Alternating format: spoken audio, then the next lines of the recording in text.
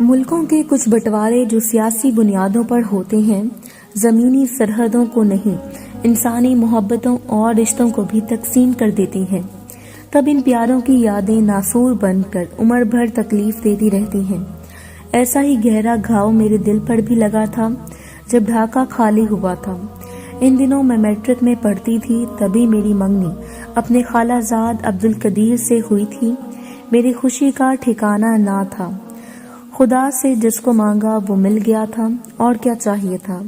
قدیر بھی بہت خوش تھے، شکر کرتے تھے کہ ہم ان لوگوں میں سے نہ ہوئے جو ساری عمر تشنہ زندگی گزارتے ہیں۔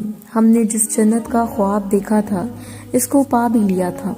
والد صاحب کا ارادہ تھا میٹرک کے بعد میری شادی کریں گے، اگرچہ ابھی تک عبدالقدیر کو اچھی نوکری نہ ملی تھی، تاہم وہ پوسٹ آفس میں شام کے شفٹ پر معمولی سا کام کر رہے تھے۔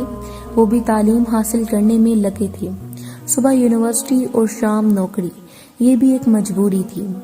قدیر کی پیدائش سے تھوڑے ہی دن پہلے ان کے والد وفات پا گئے تھے، گویا وہ یتیم ہی پیدا ہوئے تھے۔ ان کے 4 بھائی اور 2 بہنیں تھیں، یہ سب سے چھوٹے تھے، جبکہ بڑے بھائی کی شادی ہو چکی تھی۔ ماں ان کے زیادہ عرصے زندہ نہ رہی تھی، تب کچھ عرصہ چچا اور پھر ان کے بڑے بھائی نے سارے کنبے کو سنبھالا۔ تمام بڑے بھائی بہنوں کی شادیاں کم عمری میں ہو گئیں اور عبدالقدیر باقی رہ گئے تو اپنے بڑے بھائی اور بھابھی کے پاس رہنے لگے۔ بھابھی کو ان کی تعلیم کا خرچہ بہت دکھتا تھا۔ جب بھائی نے کہا کہ پڑھائی چھوڑ دو، تب انہوں نے پڑھائی تو نہ چھوڑی مگر اپنا گھر چھوڑ دیا۔ تعلیم کے اخراجات پورے کرنے کے لیے ان کو گلیوں میں اخبار بیچنا پڑتا تھا۔ پھر کسی نے کرم کیا اور ان کو پوسٹ آفس میں نوکری مل گئی۔ میرے والدین کے دل میں قدیر کی قدر کم نہ ہوئی۔ منگنی تو ہو چکی تھی، اب انتظار اس بات کا تھا کہ ہم دونوں تعلیم مکمل کر لیں تو ہم کو ایک بندھن میں باندھ دیا جائے گا۔ خدا خدا کر کے وہ دن آئے، مگر ساتھ میں خون کی ہولی بھی کھیلی جانی تھی۔ میرے والدین ان حالات سے گھبرا گئے اور انہوں نے جلدی سے میری شادی کی تاریخ رکھ دی۔ ادھر ڈھاکہ میں دھماکے سنائی دینے لگے، ادھر میرے ماتھے پر جھومر سجایا گیا۔ ابا کو یہ فکر تھی کہ کس طرح قدیر کے سامنے مجھ کو اس کی بیوی کی حیثیت سے سرحد پار کرا دیں، لیکن جب تقدیر ہی ناخوش ہو تو انسان کیا کر سکتا ہے۔ نکاح بھی ہو گیا مگر ہم دور ہی رہے۔ ملن رات سے پہلے سرحد پار کرتے ہوئے افراتفری میں ہم سب بچھڑ گئے۔ ابا اور بھائی مارے گئے، امی کا پتہ نہیں کدھر رہ گئیں۔ میں ایک پڑوسی خاندان کے ہمراہ دشمن کے نرخے سے بچ نکلی۔ قدیر کچھ دن تو ساتھ رہے، پھر کاغذات کی تکمیل کے چکر میں جدا ہو گئے اور پھر نہ مل سکے۔ پاکستان آ کر شکر کیا کہ مشرقی پاکستان میں ہمارے ہم وطنوں نے لسانی بنیاد پر ہمیں غیر قرار دے کر محصور کر دیا تھا۔ لاکھوں لوگ وہاں اب بھی محصور تھے، ان کو اپنی جان کے لالے پڑے تھے اور زندگیوں سے محروم کر دیے جانے کا اشد خوف تھا۔ ایسے میں پاکستان آ کر جہاں زندگی کی امان پائی، وہاں میں بہت کچھ پیچھے چھوڑ کر آ گئی۔ ماں باپ رہے اور نہ بھائی بہن، اور نہ ہی میرا جیون ساتھی ہم رکاب رہا۔ وہ انڈیا کی قید میں پھنس کر رہ گئے تھے، البتہ ان کے خطوط کبھی کبھار آتے رہتے تھے۔ مجھے عبدالقدیر کی بہت یاد آتی تھی۔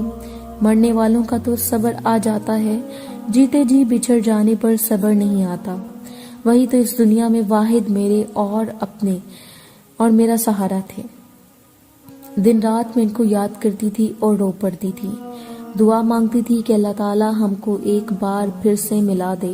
ایک روز عبدالقدیر کا عید کارڈ آیا تو میں بہت خوش ہوئی۔ لکھا تھا کہ مجھ کو رہائی مل گئی ہے اور میں بہت جلد پہنچنے والا ہوں۔ اس روز میں تمام شب مارے خوشی کے سو نہ سکی تھی۔ بار بار عید کارڈ کو دیکھتی، اس پر لکھی عبارت کو پڑھتی اور آنکھوں سے لگا لیتی۔ اب سب سے بڑا مسئلہ یہ تھا کہ جن کے گھر میں مجھے پناہ ملی تھی وہ ڈھاکہ میں ہمارے پڑوسی تھے اور صحیح سلامت سب مغربی پاکستان آ گئے تھے۔ ان کی یہاں مجھے کوئی تکلیف نہ تھی، بہت آرام سے تھی، مگر یہ لوگ مجھے ہمیشہ کے لیے اپنانا چاہتے تھے۔ اکثر منصور کی امی کہتی کہ بیٹی تارا اب تم عبد القدیر کو بھول جاؤ، وہ کبھی واپس نہ آئے گا، کیا خبر شہید ہو گیا ہو۔ لیکن مجھے یقین تھا کہ خطوط اور عید کارڈ ان کی طرف سے آئے تھے اور عبادت بھی ان کے ہاتھ کی تھی، جبکہ اپنی خواہش کے مطابق خالہ جی کو یقین نہ آتا تھا کہ یہ خطوط قدیر نے بھیجے ہوں گے۔ ان کا خیال تھا کہ کسی اور کی شرارت ہے یا غلطی سے یہ ہمارے پتے پر آ گئے تھے۔ یہ کوئی اور قدیر ہوگا بیٹی، وہ کہتی، بھلا ہمارا پتہ اس کو کیسے معلوم اور کس نے دیا ہوگا؟ لگن سچی ہو اور کوئی تلاش کرے تو ڈھونڈنے والے کو خدا بھی مل جاتا ہے۔ خالہ جی ہو سکتا ہے کسی نے اپنے طور پر اس دفتر سے معلوم کیا ہو جہاں ہماری رجسٹریشن ہوئی تھی اور رجسٹریشن کارڈ جاری ہوئے تھے۔ میں ان کو اپنے طور پر سمجھانے کی کوشش کرتی تھی مگر وہ میری باتوں کا یقین نہ کرتی تھی۔ یہ بھی جانتی تھی کہ میرا ان کے سوا یہاں کوئی نہ تھا، میں بھی ان کے عزائم کو بھانپ چکی تھی۔ وہ کسی صورت مجھے عبد القدیر کا اب نہ دیکھنا چاہتی تھی۔ ان کا خیال تھا کہ وقت کے ساتھ ساتھ بالآخر میں اپنے گمشدہ جیون ساتھی سے مایوس ہو ہی جاؤں گی تو پھر سپر ڈال دوں گی، تب وہ مجھ کو اپنے بیٹے منصور سے بیاہ کر بہو بنا لیں گی۔ اس طرح شادی کا خرچہ برداشت کرنا پڑے گا اور نہ رشتہ تلاش کرنا پڑے گا۔ صورت بھی میری اچھی تھی، جو دیکھتا دیکھتا ہی رہ جاتا، اور ان کی تو میں دیکھی بھالی تھی۔ عادت اتوار میرے وہ جان چکی تھی، مشرقی پاکستان سے میرے والدین اور خاندان سے بھی واقف تھی۔ میں ان کو گھر کے کسی کام کو ہاتھ نہیں لگانے دیتی تھی۔ انہوں نے مجھے پناہ اور سہارا دیا تو میں بھی ان کا خیال کیا، انہیں راحت اور آرام پہنچایا۔ میں احسان فراموش نہ تھی کہ بیٹھ کر کھاتی یا ہاتھ پیر دھڑ کر بیٹھی رہتی، جیسا کہ اکثر میری عمر کی لڑکیاں کرتی ہیں۔ میں تو محبت کرنے والی اور بزرگوں کا ادب کرنے والی لڑکی تھی، اور میری یہ عادات خالہ جی کو پسند تھیں۔ یہاں سب سے بڑا مسئلہ یہ بھی تھا کہ میں ان کے بیٹے منصور کو پسند آ گئی تھی۔ وہ اپنی ماں کا سر کھاتا تھا کہ اس کو شادی کرنی ہے تو مجھ سے، تبھی خالہ بھی بیٹے کی خوشی کی خاطر مجبور تھی اور مجھے منانے کی کوششوں میں لگی ہوئی تھی، مگر میں کیسے ان کی بات مان سکتی تھی جب میں کسی کی منقوہہ تھی اور مجھے یقین تھا وہ زندہ ہیں اور کسی نہ کسی دن ضرور مجھے لینے آ جائیں گے۔ میری آس تو میرے شوہر کے ساتھ لگی ہوئی تھی۔ ابھی تک ہم نے سہاگ رات نہ دیکھی تھی، لیکن مذہبی اور اخلاقی رشتے کے ساتھ ہمارا روحانی رشتہ بھی تو تھا۔ ہمارا تو دلوں کا سنجوگ تھا۔ سوچ لیا تھا کہ میں ان کا عمر بھر انتظار کر لوں گی مگر دوسری شادی نہیں کروں گی۔ خالہ مجھ سے اب تھک جائیں گی تو میں کسی جگہ محنت مزدوری کر لوں گی، اپنے شریک حیات سے بے وفائی ہرگز نہ کروں گی۔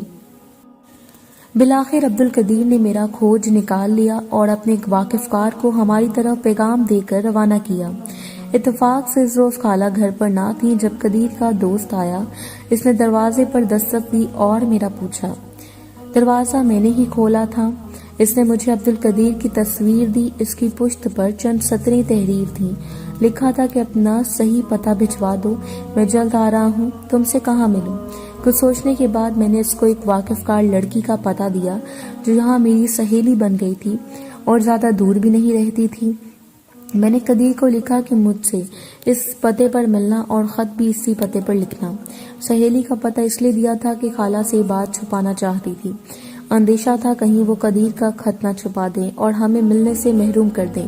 سہیلی پر بھروسہ تھا کہ جب قدیر اس سے رابطہ کریں گے تو وہ مجھے ان سے ملوا دے گی۔ اس کے بعد مجھ کو ان کے ساتھ جانے سے کون روک سکتا تھا؟ آدمی مار بھی وہیں کھاتا ہے جہاں اس کو اعتماد زیادہ ہوتا ہے۔ پہلے 2 خط جو سہیلی کے پتے پر آئے مجھے اس نے لا کر دیے تھے، لیکن بعد کے خط اس لڑکی نے مجھ کو نہ دیے جس میں قدیر نے آنے کی تاریخ، دن اور وقت تحریر کیا تھا۔ وہ خود اس سے ملنے چلی گئی۔ اتوار کو وہ ان سے ملی اور بدھ کو آ کر مجھے بتایا کہ تمہارا عبد القدیر آیا تھا، کہتا تھا کہ ابھی وقت نہیں ہے، کسی کام سے جانا ہے، فلاں دن آ کر ستارہ سے ملوں گا، اس کو بتا دینا اور میرا سلام کہنا۔ وہ سرحد کو رات میں تاروں کی بار کو رنگ کر پار کر کے آیا تھا، تبھی اس کو ڈر تھا کہ اس کو پکڑ نہ لیا جائے۔ وہ یہاں پہلے رجسٹریشن کروا کر گورنمنٹ سے اپنی شناخت کا کارڈ بنوا لے گا، پھر تم سے ملنے آئے گا۔ حالانکہ معاملہ یہ تھا کہ وہ مجھ سے ہی ملنے آئے تھے۔ جب میرا پوچھا تو سہیلی یعنی صبور نے یہ کہہ دیا کہ وہ نہیں آ سکتی، خالہ کے ساتھ ان کے رشتہ دار کے گھر گئی ہوئی ہے۔ غرض قدیر 3 بار بعد میں بھی آئے، مگر اس لڑکی نے میری ان سے ملاقات نہ ہونے دی۔ کہا کہ ستارہ بیمار ہے، آنے سے معذرت کر رہی ہے، آپ کچھ دن بعد آ جانا۔ صبور نے ان کو میرا پتہ ہی نہ دیا، وہ کیا کرتے؟ صبر کر لیا، سوچا کہ دوبارہ آ جائیں گے۔ وہ کراچی گئے، اپنا کام کرایا اور ملازمت تلاش کی تاکہ ہاتھ میں کچھ رقم آئے تو مجھ کو لے جائیں۔ رہائش کا بندوبست کرنے کے بعد ہی وہ مجھ کو اپنے پاس رکھ سکتے تھے۔ وہ صبور کو خط لکھتے تو یہ اپنی طرف سے جو اس کے من میں آتا جواب لکھ کر بھیج دیتی تھی، مگر ان کا پتہ مجھے نہ دیتی بلکہ خطوط کا بھی نہ بتاتی۔ میں ان دنوں بہت پریشان تھی، خالہ جی سے بھی تذکرہ نہ کر سکی تھی کہ ان کو جو مجھ پر اعتماد تھا وہ بھی چلا جاتا تو میں کہاں جاتی۔ ایک روز میں صبور کے گھر گئی، وہ گھر پر نہ تھی۔ اس کی ماں نے کہا بیٹی اس کے کمرے میں بیٹھ جاؤ، وہ آتی ہی ہوگی۔ میں اس کے انتظار میں بیٹھ گئی، جانے کیا جی میں سمائی کہ میں نے اس کی میز کی دراز کھول لی۔ اس سے مجھے ایک لفافہ وہاں پڑا ملا، یہ قدیر کا خط تھا۔ کھول کر پڑھا تو حالات کا انکشاف ہوا۔ وہ انہیں منصور سے میرے تعلق کی جھوٹی داستان لکھ کر خطوط میں بھیجتی تاکہ ان کا دل مجھ سے برا ہو جائے۔ مجھے لگا جیسے وہ خالہ جی سے ملی ہوئی ہے اور یہ سب ایک سوچے سمجھے منصوبے کے تحت ہو رہا ہے۔ مجھے سخت صدمہ ہوا، اپنی بے وقوفی پر رونا آیا کہ میں نے کیوں اس لڑکی کو دوست سمجھ کر اس کا اعتبار کر لیا۔ اس نے تو میری محبت کی جڑیں ہی کاٹ دی تھی، اور شاید قدیر نے بھی اس کا اعتبار کر لیا تھا۔ ایک خط میں لکھا تھا کہ میری ستارہ جیسی بھی ہے مجھے منظور ہے، اگر وہ منصور سے شادی کر کے خوش رہنا چاہتی ہے تو میں اس کو آزاد کر دوں گا تاکہ وہ اپنی خوشی کی زندگی جی سکے، لیکن ایک بار اس سے ملنا پھر بھی ضروری ہے۔ صرف ایک بار اس کو مجھ سے ملوا دو تو عمر بھر تمہارا یہ احسان نہ بھولوں گا۔ بار بار لاہور نہیں آ سکتا ورنہ میری نوکری چلی جائے گی، اور اگر نوکری چلی گئی تو ہاتھ خالی رہ جائیں گے، میں کیا کر سکوں گا۔ غرض ایسی باتیں تھی کہ جن کو پڑھ کر میرا کلیجہ شک ہونے لگا تھا۔ جب چاہا کہ صبور کا سر پھاڑ دوں یا پھر اپنا سر دیوار سے دے ماروں، مگر میں خالہ جی کے گھر پناہ گزین تھی، اس وجہ سے ایسا کچھ نہ کر سکتی تھی۔ ایک اور خط میں نے دیکھا تھا، میرے پیروں تلے سے زمین نکل گئی۔ اس خط میں قدیر نے لکھا تھا ستارہ کا دل کبھی نہ دکھانا، اس کو یہ بھی نہ بتانا کہ میں آیا تھا، اس کا جیون آباد رہے اور وہ پریشانیوں میں نہ گھر جائے۔ میں اس کو پریشان نہیں دیکھ سکتا، اس نے منصور سے شادی کر لی ہے تو دعا دے سکتا ہوں۔ اب ساری بات سمجھ میں آ گئی تھی کہ میری سہیلی نے کیا فرضی داستان سنا کر انہیں مجھ سے دور رکھا تھا۔ میں بہت پریشان ہوئی تھی، صبور کی منت کی کہ وہ مجھے قدیر کا پتہ بتا دے، مگر اس نے نہ بتایا۔ کہنے لگے کہ میری ڈائری میں لکھا ہے مل نہیں رہا، مل جائے گا تو دے دوں گی۔ 2 ماہ بعد اس نے مجھے کراچی کا ایک پتہ دیا اور فون نمبر بھی۔ میں نے فون کیا، یہ ان کے باس کا نمبر تھا جہاں وہ ملازمت کر رہے تھے۔ اس شخص نے بتایا کہ قدیر صاحب یہاں کام کرتے تھے مگر وہ بیمار ہو کر ملازمت چھوڑ گئے ہیں، ان دنوں شاید پاکستان سے باہر چلے گئے ہیں، ہمیں ان کے بارے میں علم نہیں۔ یہ کیسا اندھیرا ہوا تھا، میں ہاتھ ملتی رہ گئی۔ جس کا انتظار کیا تھا وہ مل سکتا تھا مگر میری نادانی نے اس کو کھو دیا۔ اے کاش میں صبور پر اعتبار کرنے کی بجائے خالہ جی کا پتہ دے دیتی، ان میں پھر بھی انسانیت تھی، وہ مجھ کو شاید ان سے ملوا ہی دیتی، مگر اس حاسد اور سنگ دل لڑکی نے تو حد ہی کر دی۔ میں میٹرک پاس تھی، ملازمت کہاں ملنی تھی، پھر بھی ایک ہسپتال میں معمولی ملازمت مل گئی اور رہائش بھی، تو میں نے خالہ جی کا گھر چھوڑ دیا اور قسم کھا لی کہ عمر بھر قدیر کا انتظار کروں گی۔ قسمت نے یاوری کی تو مل جائیں گے۔ کئی بار ان کے سابقہ آفس فون کیا، ہر بار جواب ملتا کہ بیرون ملک چلے گئے ہیں۔ کون سے ملک اور کہاں یہ کوئی نہ بتاتا تھا۔ اس طرح ماہ سال گزرتے رہے۔